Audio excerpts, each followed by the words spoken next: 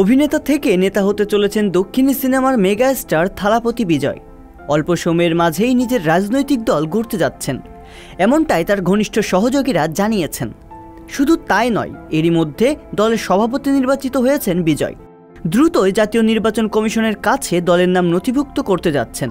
সেই মতো চেন্নাইতে জোর কদমে প্রস্তুতি শুরু হয়েছে বলে দাবি বিজয়ের ঘনিষ্ঠ বৃত্তের মানুষজনের।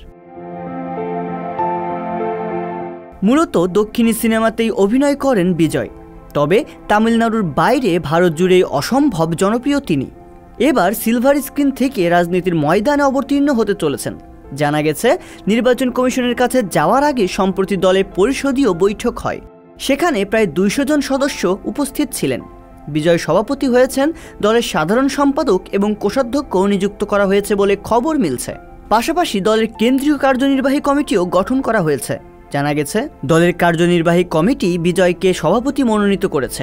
প্রথমে নির্বাচন কমিশনের কাছে গিয়ে দলের নাম নথিভুক্ত করা হবে, তারপর নির্বাচনী রাজনীতিতে পা রাখবে বিজয়ের দল। একটি ভারতীয় গণমাধ্যমকে দেওয়া সাক্ষাৎকারে বিজয়ের এক সহযোগী বলেন, 2026 সালে তামিলনাড়ু বিধানসভা নির্বাচনের আগে রাজনীতিতে পদার্পণ করবেন বিজয়। দলের নামে অবশ্যই কাজকর্ম থাকবে, তামিল রাজনীতির রীতি মেনেই। 49 বছর বয়সী এই অভিনেতার বয়স রাজ্যের অন্যান্য রাজনীতিবিদদের তুলনায় বেশ কম।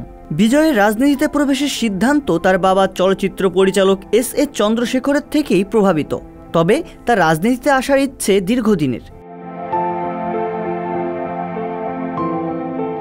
দুস্থদের খাদ্য সামগ্রী বন্টন, ছেলেমেয়েদের পড়াশোনার খরচ বহন, গ্রন্থাগার নির্মাণ, এমনকি বিনামূল্যে বহু ছেলেমেয়েদের টিউশনের ব্যবস্থাও করে দিয়েছেন বিজয়। অন্যদিকে কোর্ট কাছারি করতে গিয়ে টাকার অভাব পড়লে বিজয় বিনামূল্যে আইনি সহায়তার ব্যবস্থাও করে দেন। সম্প্রতি বিভিন্ন নির্বাচনী কেন্দ্রে বিশেষ আয়োজনও করেন বিজয়, যেখানে প্রতিযোগিতামূলক পরীক্ষায় সফল হওয়া ছেলেমেয়েদেরকে পুরস্কৃত করেন তিনি। দক্ষিণী সিনেমায় রজনীকান্তের পরেই দ্বিতীয় মেগাস্টার হিসেবে ধরা হয় বিজয়কে। তামিল ফিল্ম ইন্ডাস্ট্রিতে বিজয়কে তার ভক্তরা থালাপতি বিজয় নামে অভিহিত করেন। ক্যামেরার বাইরে বিজয়কে সবাই বেশ লাজুক প্রকৃতির বলেই জানে, তবে রাজনীতিতে প্রবেশ করলে হয়তো তার সেই লাজুকতা পরিহার করতে হবে। রিয়াজুল ইসলাম, সংবাদ প্রকাশ।